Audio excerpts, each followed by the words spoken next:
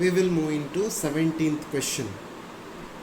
In a lift moving up with an acceleration of 5 meter per second square, a ball is dropped from the height of 1.25 meter.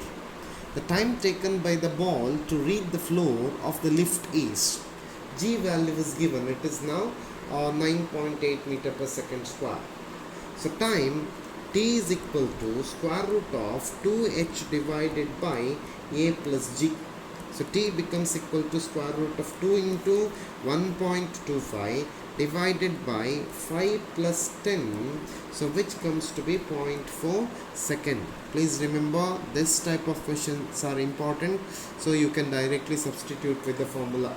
T is equal to 2h divided by a plus g.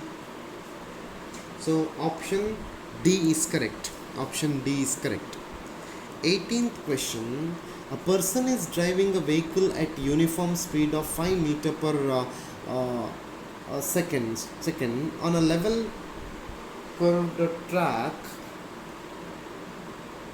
of radius 5 meter. The coefficient of static friction between tire and road is 0.1. Will the person slip while taking turn with the same speed? Take the value of G is equal to 10 meter per second square. The person will not slip if V square is less than or equal to mu into R into G. Mu is given, R is given, G is given. So let us calculate mu RG. So mu RG is equal to mu RG, which is equal to now mu RG is equal to mu is equal to 0.1 into 5 into 10. So 5 meter square per second square. So V square is now less than 5 meter square per second square. So person slip only if velocity V square is greater than that. So option D is correct. Option D is correct. Option D is correct. Which is that option? A person will slip if V square is greater than 5 meter per second. So option D is correct for 18th question. 19th question.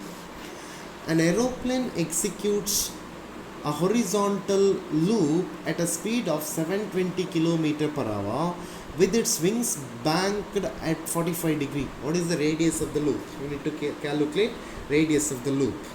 So V is equal to, here V is given 720 km per hour, which can be converted into meter per second, that is 720 into 5 by 18, which is equal to 200 meter per second.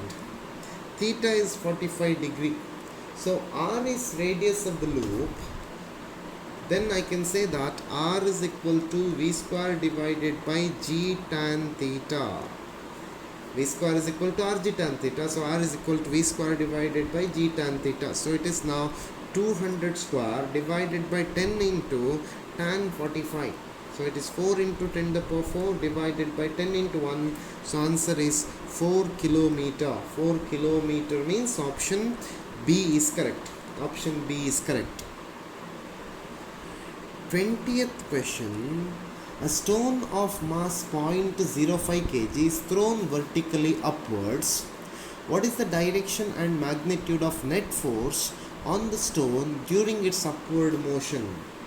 So mass of the stone is given, m is equal to 0.05 kg.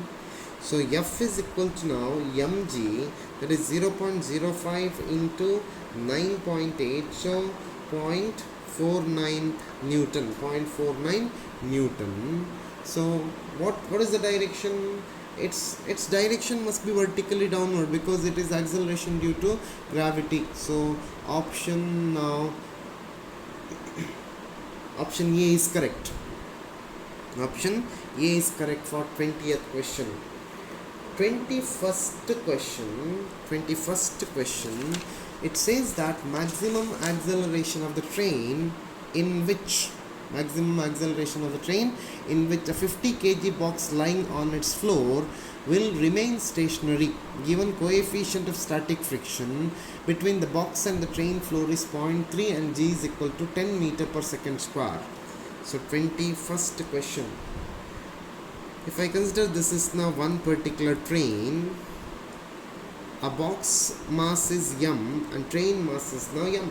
So small letter m is given, it is 50 kg and mu is equal to 0.3 and g is equal to 10 meter per second square. Suppose A is common acceleration of the box and the train. So block will be at rest if limiting friction is equal to ma, that is F must be equal to ma, which can be written as mu into n. So mu into n is nothing but mg, which is equal to ma, or gets cancelled. So A is equal to now mu g. So A is equal to now 0.3 into 10. So it is now 3 meter per second square. So option B is correct. 21st question, option B is correct.